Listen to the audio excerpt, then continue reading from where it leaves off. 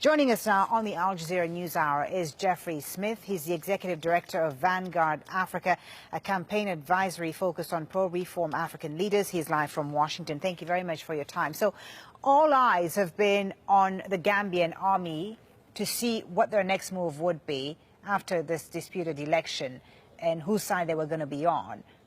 How significant is it and worrying, in your opinion, is a decision by the army chief to be on Yahya Jammeh's side?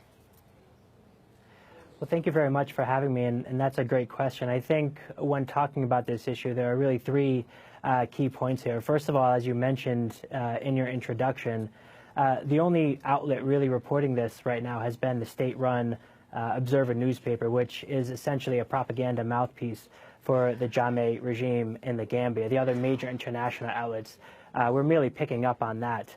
And secondly, I was speaking to a former Gambian minister earlier today, and he told me that the letter that was published in the Gambian newspaper today is actually a recycled letter. It's an annual letter that is sent to the president from the army. So in that sense, it's really not entirely unique news. And thirdly, a very key point here is that Usman Baji, the army chief, is literally trying to save his life. A former Gambian journalist in the country who now lives in exile once told me that the two most dangerous professions in the Gambia is being a journalist and being the army, given the widespread disappearances and killings and torture that has occurred for members in both sectors. So I think he's really fighting to quite literally stay alive at this point.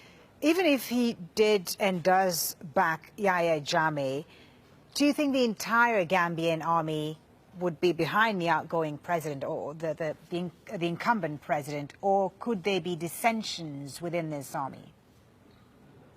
There is absolutely dissension within the Gambian army ranks.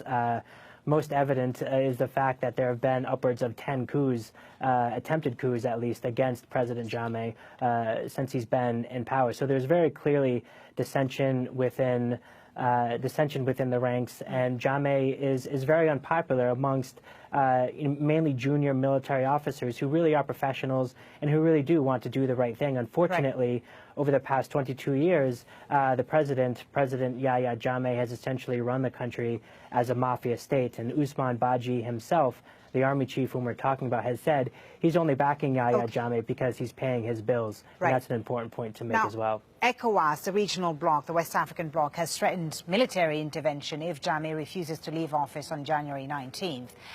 He said that this would constitute an act of war. Do you think ECOWAS will actually intervene and risk plunging the entire region into a conflict? Because we have Senegal now also amassing troops along its border with Gambia. Will they intervene, in your opinion?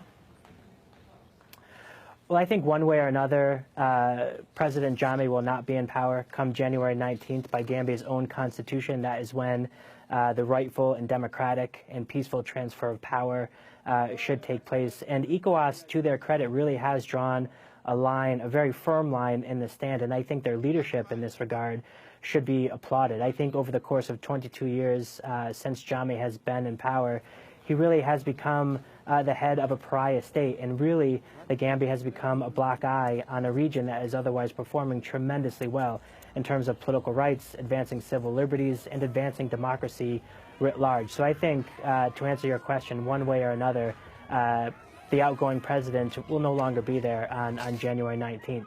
Jeffrey Smith, thank you so much for talking to us. Thank you for having me. Appreciate it.